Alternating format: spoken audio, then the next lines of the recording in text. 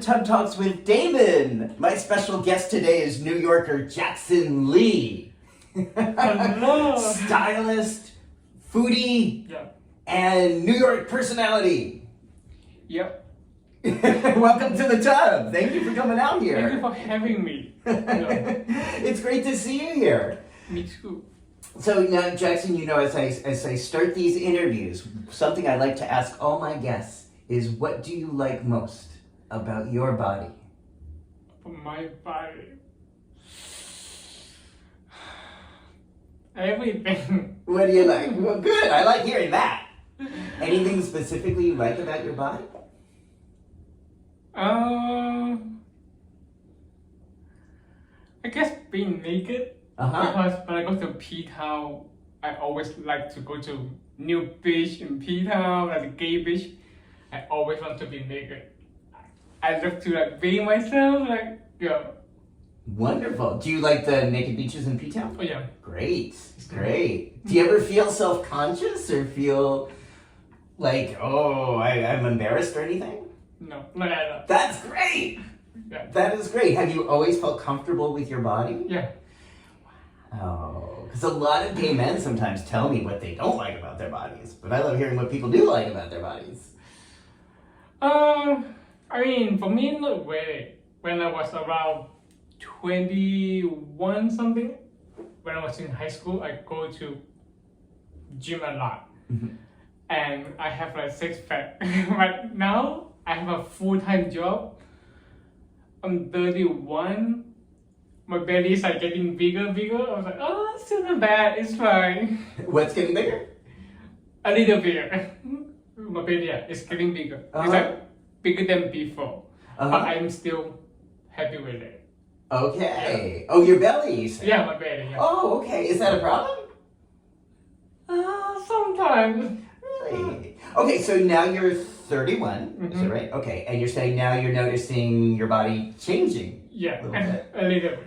Okay, and but you're saying you don't like that, or you think that's I'm not really like that. I try to keep it slim, why? keep in shape, because a lot of people say, oh, when your age getting bigger, getting older, you gain weight, and then it's so hard to go it back. So I rather to control whatever I eat now, rather than a little too late to control. And yet so much of your work is, so much of your creative expression is as a foodie. Mm-hmm. Yeah. And so, well, let's talk about that, because I think that's relevant here. So you have an Instagram page. Yeah. That is really popular about foods that you eat. Mm-hmm. And tell me more about how that started. So my friend told me about 5 years ago.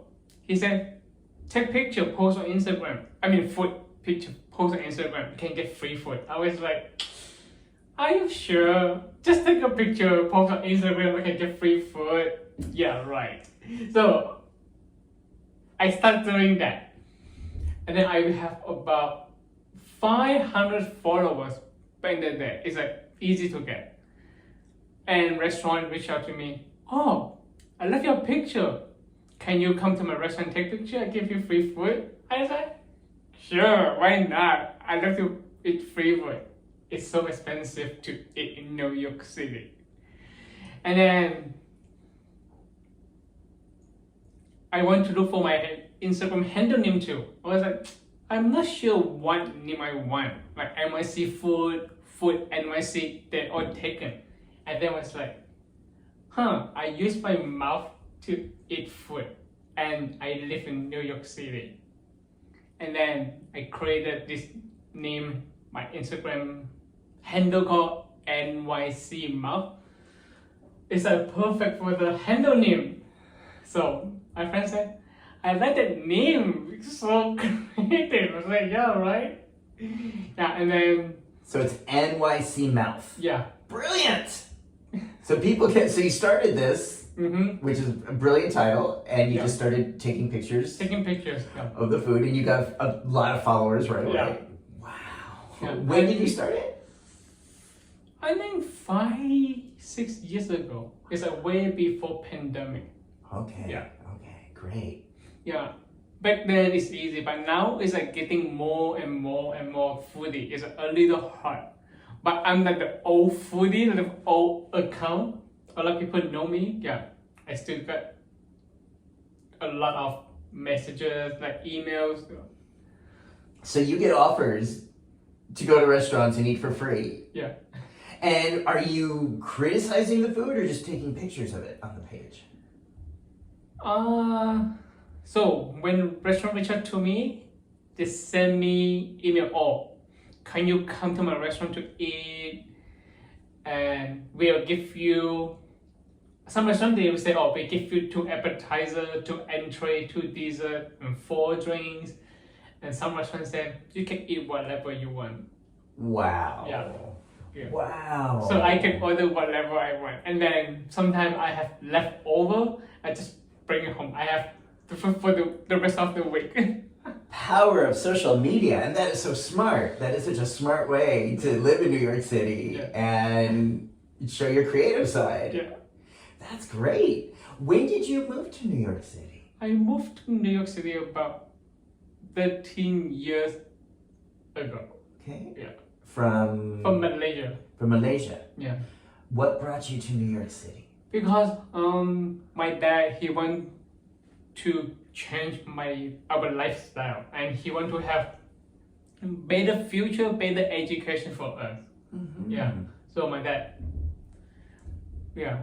So your dad moved to. Did your whole family move here? Yeah, my whole family. Okay, and you were about 18 or so. About 19 and a half, something like that. Okay.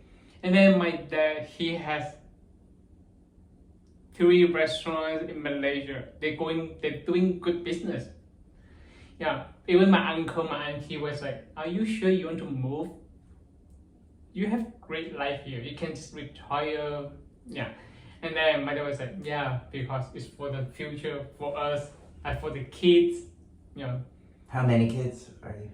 I have 3 siblings, including me. I'm the oldest, 1 brother and 1 sister. So all of you moved here Yeah. at the same time and your dad was hoping for a better quality of life? What was he hoping that, like in what ways was New York better or the US better than Malaysia? With that, I'm not sure. I'm not sure either. That's what I'm asking. It's like, is it better, do you think? I mean, it's better for me because I'm gay and Malaysia is a Muslim country. Yeah, when I find out, you will get fined, locked up, and the weapon your butt like crazy. So if you were gay in Malaysia, Yeah. you would be at significant Yeah. risk physically, Yeah. and legally. Yeah. Okay. Well, then that's definitely better. Was your father aware that you were gay? I think parents they all know. I think they can feel it. My dad said, Was that part of his reasoning for wanting to move here? Okay. Yeah, my dad. He said, if you let me know you're gay, then you're done. I was like, whatever. What? I'm sorry? If you let me know you're gay, you're done. Your father said that? Yeah. But my mom, she kind of supporting me. She just like keep quiet. And mom always listen to that. Yeah. Do you remember how old you were when your father said if you're gay, you're done? When I was around 25. So you'd already moved here to New Yeah. York. What did that feel like to hear that? I said, whatever.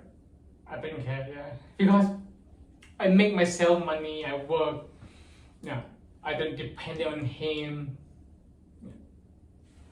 Why did he say that? Because he kind of like old-fashioned guy. Like, very close mind. Yeah. So you were already here in New York and independent when he said that to you? Yeah. Did you know that's how he felt about gay people?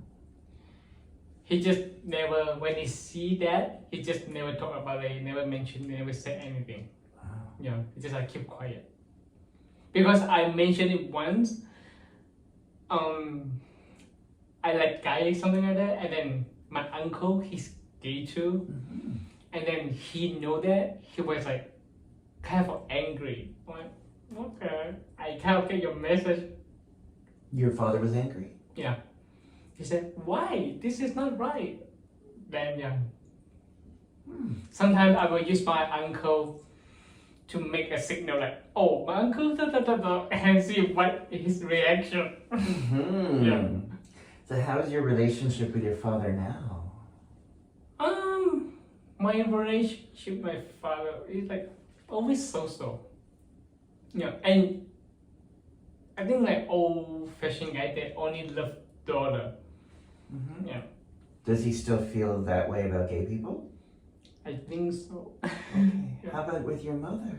My mother's, she's fine. She's good. Yeah, she just, didn't care if everything is good. Yeah, it's good. Yeah.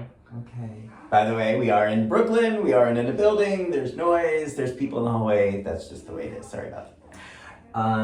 Are your parents still here in New York City? Yeah, my whole family there. They do. Okay. Yeah. And so with your father, things are so, but with your mother, things are cool. Yeah. Do they know about your page, your Instagram page? The foodie page? Yes, they know.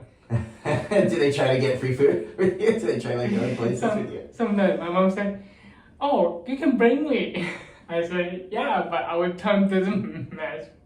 No what? Our time doesn't match because I'm free, but the day off, the work, when the day off, I work. Yeah. Now, do they still work in the food industry? Yeah. They have their own restaurant actually.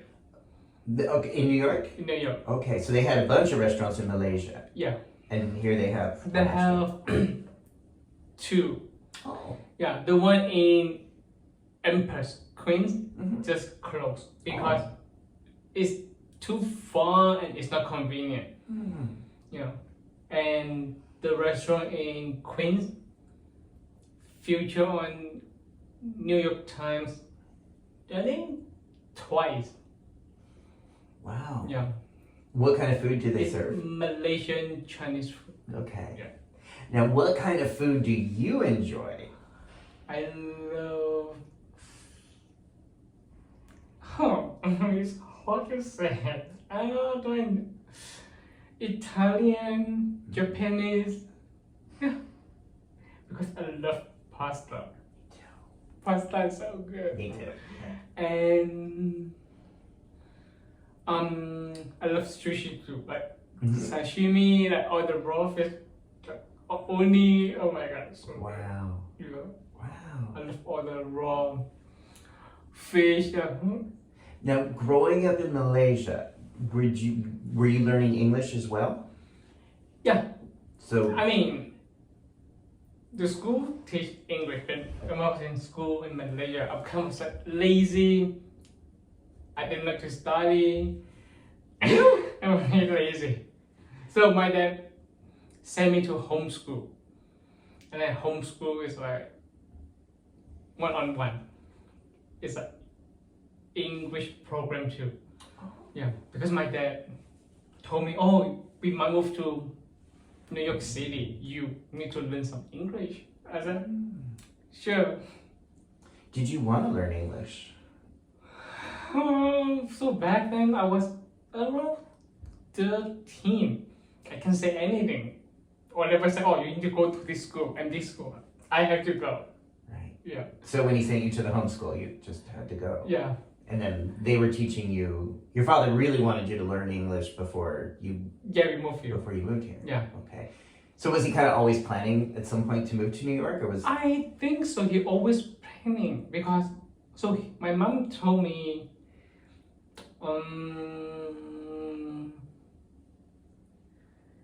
Before when they dating together, they actually in London.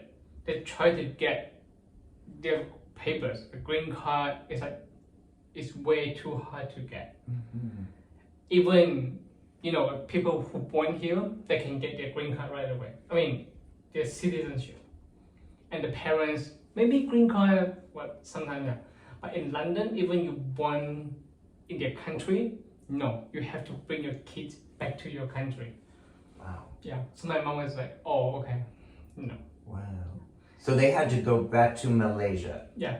In order to eventually to raise them. Yeah, and then London, when they won't give you the papers, even the baby born in their country. It's very, very strict. Wow. Yeah. Wow. So then you grew up in Malaysia. Mm-hmm. And this is a country you described as being pretty strict against gay people, very punitive, punishing against gay people. Yeah. When did you start to realize that you were gay? Or when I moved here, I mean, so when in Malaysia, I like to look at the guys. When I walk on the street, I was like, oh my god, he is so handsome. Oh my god, he's good looking. Yeah, I love to keep checking on guys, handsome guys. And then when I moved here, I got my first iPhone, and then I found out, oh, there's a gay app, a gay dating app. So I downloaded the gay dating app. which one? Oh, I don't remember. It's like, I think way before Grindr and Jack. Yeah. Oh, I think I remember one. I think it's called Growlr, GROWS, something like that. Was it Growlr? Growlr, like the bear, and the little bear logo. The bear? Yeah. I think it's Growlr. Growlr. Yeah, they're still around. Yeah, they're still around. It's like first apps I download, and then I talk to the guy. I feel like, oh my god, I'm getting horny. Was this with a bear on Growlr? Yeah, I made like muscle. Yeah. Wow. Yeah. So that started when you moved here. You did you have any experiences, sexual experiences or physical experiences in Malaysia before you moved here? No. Was that because there was so much threat? Because it was so. Yeah, I mean, and also I don't know what to do. Yeah. I was still like little kid. Yeah. And then when I moved here, my first time, and the guy was like, just relax. I'm like, okay, I'm still scared. Yeah. Your first sexual experience? Yeah. So he was saying, just relax. Yeah. What was that like? It feels good, and then it feels very nervous too, yeah. Very? Nervous. Yeah. And this was a guy from Growlr? Yeah. Great. Do you like bigger men or bears? Not really. I love a silver fox. Silver? Nice. So like older guys? Yeah. Okay. It's my favorite. Wow. Okay, so you came to New York and you were able to start to have these experiences with men, start to explore with men. What did that feel like to have that ability to do that without fear of being put in jail or physically brutalized? So good. Yeah, and I used to go to club a lot. When I turned to 21, I go to Hell Kitchen clubs, bar almost every weekend. Wow. Which ones did you go to? Boxers. And the one on close to Planet Fitness. I don't remember the name. The one close to Planet Fitness. Oh, Planet Fitness. Oh my gosh. And now they extend their space is a lot bigger. I don't remember the name, yeah. And then therapy, and the one across the street, I don't remember. Industry, yeah. How about Flaming Saddles? No. Not so much. Okay. Wow. So you got to have that life here in New York City. You got to explore and start to build a following where you could start to eat for free or get a lot of free food. Wow. Have you had a partner here or had a boyfriend here? Yeah, I have partner. Uh-huh. Yeah, How is that someone you live with? yeah, How is that going? it's good. Yeah, Mhm. it's good. We've been together like 3 years now. Wow. Yeah, three 3 years. years. So did you meet during the pandemic? We met right before pandemic on Jack. Uh-huh, Jack? Yeah. Uh-huh.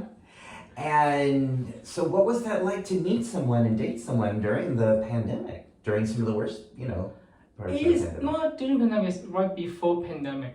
So yeah, we date after 1 year Mhm. and then pandemic happened. Oh, okay. So you knew each other for a year before Yeah, before the before, pandemic. yeah. Okay. All right. So then did you live together during the pandemic? During the lockdowns in New York? No.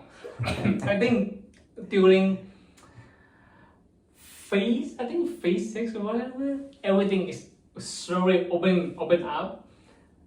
And I talked to him and he lived around Union Square. Uh-huh. And I said, it's dangerous to take the train. And I work in around Soho area. I can just walk. Can I move in with you? And then he said, yeah. So I moved in with him. You moved in with him Yeah. during 2020? Still during pandemic. What was that When- like to live together? Not only live together, but kind of be confined to Yeah. being together most of that It's time. good. So good. And because the first reason we can live together, and then I didn't have to wake up early in the morning, take the train from Queens to the city. It's like, no, too much work. Uh-huh. And the train is like always delay, always dangerous. Right. Yeah. Especially during 2020. Yeah. Right? Because Yeah. they didn't have, people who don't know, who weren't in New York City, there was a lot of the MTA workers were affected by COVID, so they couldn't come to work. Yeah. And, they just weren't running a lot of trains because there weren't a lot of people. Yeah. So, And it's getting okay. yeah, and I walk to work most of the time now. Everything is good. So you moved in together during the pandemic, and that went pretty well. Yeah. And he lives like in Union Square area. Yeah, in the square area. Okay. I Okay. can take bus or walk to Soho. It's like a lot. Yeah, so much easier. Yeah. Now, during that time in the U.S., and I know during that time in New York City, there was a lot of anti-Asian hate happening. Oh yeah. Were you affected by that directly? Not very, because I don't know. I think I don't really look like Asian because a lot of people say, "Oh, are you Mexican or are you Philippine?" Like, okay, I don't know. My friend told me he's Asian. He looks like very Asian, and he born here. He grew up here. He's kind of a big guy. He lived around Chinatown. He told me.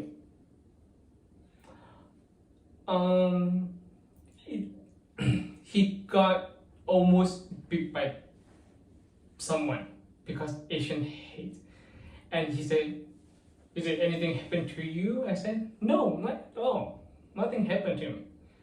And then he said he was so scared because they keep yelling at him, and he's Asian. Yeah. And I'm really scared. And I have my pepper spray with me all the time. So you were scared too? Not really. Not as much. Yeah, like 50-50. Okay. Unless they have like very dangerous weapons, then I need to run. Yeah. Yeah. It's true. If they have nothing, Yeah. just like come. Yeah. Okay. Sorry you even have to think about that. Has your family been, or any of your family been affected by the rise in anti-Asian violence? No, not really. Because they didn't really go out. Mm-hmm. You know, Okay. they always work the restaurant, almost everywhere. Almost, yeah. How did they keep the restaurant going during the pandemic? We do private customer when they need anything, they call us, we cook for them. Just have to move my leg. Sorry, keep going. We cook for them, Uh-huh. and yeah, we close. I think we closed it for about 3-4 months, and then they have a program only for restaurant during pandemic, and then we try to apply, and then the government give us a little money to support the business. Yeah. Wow. Okay.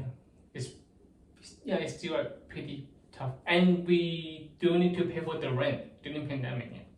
Right. Businesses still had to pay for the rent, even Yeah. though they couldn't really make income or the same amount of income. Yeah, and then we can apply for during pandemic we didn't make any money, so we didn't have to pay for the rent. So the rent, You did not have to pay for no, it. yeah. Okay. Some you have to deal with them. Some yes, some yeah. Our landlord said, okay, fine, you don't have to pay. Wow. Yeah, The landlord was cool. yeah. That's Because we're not open and we didn't have any money. Right. What do you want us to do? Yeah. That's wonderful to hear that story Yeah. because a lot of businesses did lose their business because Yeah. their landlords were not Yeah. understanding of that. Oh my goodness.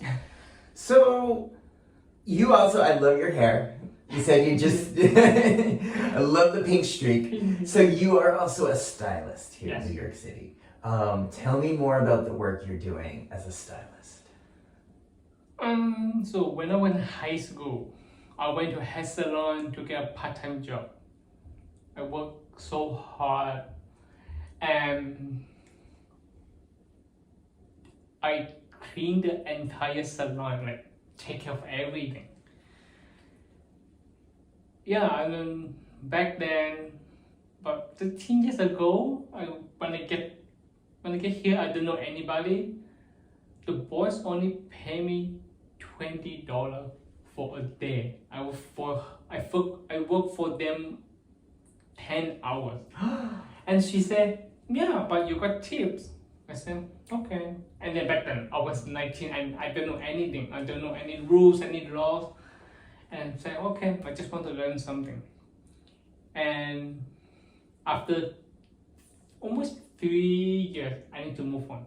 So I moved on, I went to another salon, and the owner is a little nicer. They offer me a better position. So I learned how to do color. Yeah, and then after a few years, I quit my job again. I went to another salon, same thing, quit. This is how you grow. Yeah, and then I learned a lot. So I was a colorist.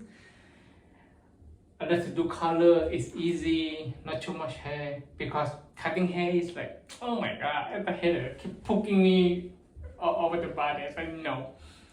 And then after a few years again, I find out, oh, I like to make men look sexy, handsome, attractive. So I focus on men's haircuts. No color. Well, sometimes I do color.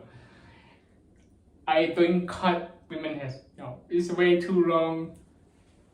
The hair is so long and too thick a lot.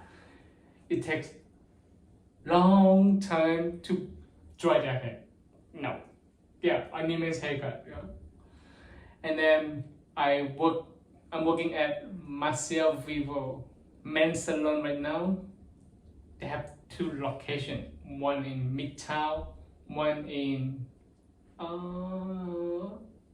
I think it's East Village. Uh-huh. Yeah, East Village, only men's, and I will get my chairs on. And so they have education class every Tuesday. Education class. Yeah, to teach you how to cut hair, getting better and better. Yeah, so I can improve my skill. Yeah. So you're still learning. Yeah, still learning a bit. Yeah, and all the assistant, all the junior stylists have to take the class every Tuesday. Uh-huh. Yeah. But you aren't cutting hair. I'm cutting. You have. Do you have a chair at Yeah. this? Okay. I have a chair, just part-time chair. Yeah. Uh-huh. I've been doing assistant most of the time, and because I don't have a lot of clients helps yet, yeah, and they don't really have client. I mean, they don't really have a lot of walk-ins client. They do have a lot of walk-ins? No, They, not a lot. okay, so Yeah. this is like a kind of salon where people have to have an appointment. Yeah. and People build up their clientele. Yeah. Okay. Or people tell people their friend introduce their friends. Wow. Now, is it okay to share the links in this interview down below to let people know where you are? Yeah, I mean, yeah. They can reach out to me on my hair Instagram and DM me. Okay, so that'll be right down below if you're watching this on YouTube. Yeah, and then I can make appointment for them to get a sexy, good-looking haircut. Sexy, good-looking haircuts. Okay. Okay. So, what do you mean by sexy, good-looking haircut? What would be like? What would make mine more sexy? What could I do better? Attractive when you walk on the street, and be like, oh my god, I'm so handsome. So, I know a lot of people they go to barber shop. Barber shop. I mean, I'm not trying to be disrespect them. Barber shop is like 20 minutes. Can you think about it? 20 minutes. Can you give you a good haircut? Not really. If they have very, very good skill, maybe a lot of people, they come to our salon, they can see the haircut. And they say, yeah, I went to barber shop. When the haircut grow, it looks like uneven sometimes. Yeah. So the men's salon means it's a salon technique. You sit down on the chair, we use 45 minutes to cut your hair. So make sure everything is even. When your hair grew up, it's still nice looking. Mm-hmm. Yeah, that's good looking. Wow. Now, don't some men have long hair though? You said you don't really like the long hair, but don't some men come in with long hair? Yeah, I mean, sometimes they come in. What do I you have do? no choice. I mean, men's long hair is still like easy. Like you don't have to use big brow brush to dry. It's just like use hair dryer to dry it. Yeah. Okay. It's still a little easy. Okay. Yeah. So what could I do better to make my hair more? What could I be doing better than I'm doing now? I think it looks good. Maybe It's gotten so gray. It's here, so gray right now. Over here, Uh-huh. a little blend in, Uh-huh. and then dye natural black. It's like not too black. Uh-huh. It looks natural. Yeah. I like my gray hair. You like? You What like do it? what do you think? Would it be better? For me, Uh-huh. I like silver fox. Well, The this what? is silver fox. Zero fucks. I like silver fox. I mean, this is good looking. And what you can do, you can also use purple shampoo. Uh-huh. So purple shampoo, which make your hair shiny and keep the color looks nice. Okay. Like for gray hair, silver hair like you, Uh-huh. people have like white hair. Yeah. And also, purple shampoo is good for white hair because it makes the white hair look more whiter and shinier and cleaner. And sometimes you see like people that have white hair, it's like yellow and brown. It's like so dirty looking Uh-huh. because they didn't use purple shampoo. Purple shampoo. Yeah, purple shampoo. The pigment is the purple. It has purple pigment to remove the yellow color. Oh wow. Yeah, you make your hair even, shiny. Yeah, Okay. Purple shampoo. purple shampoo. Now, is this something people get over the counter or at the? Yeah, we sell that. Yeah, in the salon. Okay. Yeah. Wow. So you seem to really enjoy this, and I love that you said you started. I mean, I'm horrified that you used to work for $20 a day, Yeah, but you started. I mean, literally started from the floor up to getting to where you are today. yeah, and then yeah, back there, I told my mom, "This is so tired. Like, no, I'm not so tiring. I'm not gonna do this again." I'm gonna say, "Well, we just came here. You don't know anybody." Yeah, so I said, "Okay." it's true. I don't know anyone who work in the salon. I'm new. Yeah. So now when I see something's not right, bye. I go somewhere better. Right. So they can't treat you badly anymore. Yeah. They have to treat you with respect. Yeah. I know the rules, the laws, I can do, how to protect myself, and I know some connection. I can go to good salon. Yeah. And I was like, I don't need you. Yeah. Don't try to control me. Good. Yeah. Good. So they can't control you anymore. You have those like boundaries now. Yeah. Like they cannot control you. They cannot abuse, like exploit you. Yeah. Good. Yeah. Like, and then it's like I have experience. Yeah. So, yeah. And I love that color. When did you do that? That is I think last week. Wow. Last Sunday, like exactly a week ago. A week ago. So it's still so bright. Yeah. Love that. So you help people also like do some color, like some height. Yeah. And I know how to do breaching it. That is my so a lot of people don't know how to do it. They breach the hair uneven. Because when you breach hair, that is the hardest work in the salon. Brushing? Bleaching. Bleaching. Yeah. Bleach hair is the hardest work in the salon. Yeah. Because a lot of people that don't know how to bleach their hair. Yeah. Because when you're bleaching, you have to remove all the black. Yeah. And then when you put on the bleach powder on your head, it will go to brown, dark brown, and then orange, and then yellow. Yeah. Yeah. And then like this color, you have to bleach it like level 9, like pale yellow, no orange. Yeah. And then my hair is like still healthy. It's not like fuzzy, like yeah. A lot of people bleach their client hair to do this color. The hair always like fries, like breaks, like Wow. It's not healthy. Yeah. It's a way to do it too. Yeah. And then I showed to my boss. My boss like, wow, nice. It's also looks so even. Yeah. Yeah. Yeah. I know, and I do it myself. Wow. Yeah. Was your boss impressed? Yeah. That's great. Yeah. So what would you like to do now? What would you like to someday like have a regular chair or have your own salon, or what would you see yourself doing? I will get my plan, I want to get my own chair, like own chair, no assisting anymore. End of this year, hopefully I can get more clients and people who see this can book me. And then I will save money. I give myself about 4-5 years and then open up my own salon. Wow. Yeah. What kind of salon would you like to open up? A regular salon. Men, women, cut, color, everything.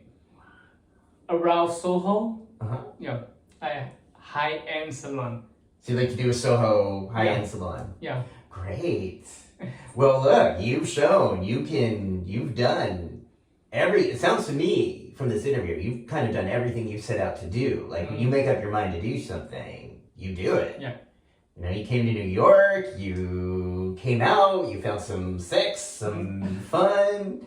You have created the foodie page. You went from sweeping hair to having your own chair. Yeah. That rhymes. So when you say I'm gonna open my own salon, and I have like, yeah, of course you are. That's like no doubt. I want to be a boss. Yeah. Yeah. And I go through it a lot. When I have my own salon, I would treat my employee like everybody is equal, no judgment. Like everybody's like equal. Yeah, I treat my employee very good, not like my ex boss. So terrible. How are they terrible? So bad. So I said they pay me $20 a day. Oh, and then there's a time around summer, I think around July 4 or whatever, very, very slow. So my boss, he said, "Oh, let's close a little earlier. I think we closed around 5, 6, and he took out his phone, he typed in calculator, and oh, this is how much you make, blah blah blah. Oh, since we're living around 5, we need to take some money from your paycheck." Was like, okay. So I told my another colleague, she's very nice, she's very caring, she's from Taiwan, and she said, I told her, and she was like, what? Okay, how much did he pay you? Let me see it. So she took the money and she count. She said, tomorrow go back to him and ask for $1 because they count more. Maybe they miscounted, I don't know. So the next day I went back, the boss is not there. I told his wife, and his wife sitting on the chair holding the iPhone was like, are you serious? Only $1. You want to ask $1 from me? I was like, what is that attitude? You are the boss, and you say, yeah, just $1. Give it to me. Alright? Just $1, and you're the boss. I work for you, you just pay me $20 for 10 hours. Okay, so nice of you. And then and then there was like around 2 years, I worked for them around 2 years something, and then I was like, you know what? I want to quit. Yeah, and then she was like, seriously? You want to quit just because this little thing? I said, yeah, I want to go. Why? Yeah. Little thing from their point of view, but you were standing up for yourself. Yeah. You were defending your value. Yeah. And I was like, no, I'm not gonna wait for them anymore. Yeah. Good for you. Yeah, and then I still see their work on Instagram sometimes. Their work, I mean, it sucks. So they're still out there running business this way, treating people this way. Yes. So they have 2 salons around 86, so like upper is not, Midtown, around 86th Street. Mm-hmm. Yeah, I think it's Midtown. Mm. They have 2 salons, one closed down and then one still open, remaining open. Yeah, because and their salon is like getting bad and bad. All their employee, their haircut work is like no. They need to train their employee to have a better result. Yeah. Well, it sounds like they just don't value people. Yeah. They don't respect people. I mean, it's just like a cheap hair salon. They don't care. Yeah. So you as a boss are creating and will be creating a very different kind of thing. Yeah. And my boss right now, Marcel Vivo, his starting price is at around $420 for a haircut. Wait, what? My boss, most color haircut, his starting price $420. $420 for a haircut? Yeah. I don't understand. Only for him. Yeah. Because he's famous. He's been on a lot of magazine. What's his name? Marcel Vivo. Marcel. Yeah. Okay. And then for me, I'm a junior, 65. Yeah. Okay. Yeah, it's not bad. Okay. All right. And then we give you nice shampoo, nice massage. Yeah. Massage? Yeah. Okay. Wow. So that's cool to know. So if people want to see you, the link's going to be right down below. Yeah.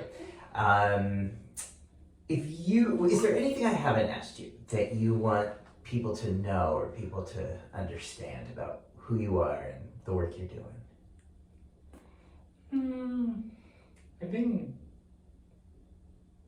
no. I think we talked everything. Yeah. Okay. If you could go back to the Jackson Lee that moved to New York when you were 19 and give him a piece of advice, what would that be? Oh,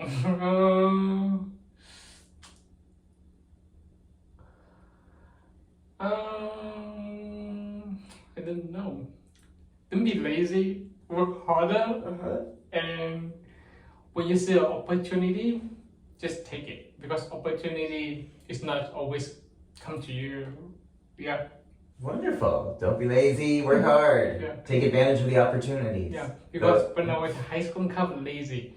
I work in the salon. I was like, assistant is good, making okay money. I didn't care. Until now, I said, actually, I'm a little regret. Like, yeah, I'm not working enough harder. Yeah, and now I work like so hard. Yeah. Yeah. You seem like a very hard worker to me. And then I want to get my own chair as soon as possible to show to my boss. See, I can do it. Yeah. Yeah.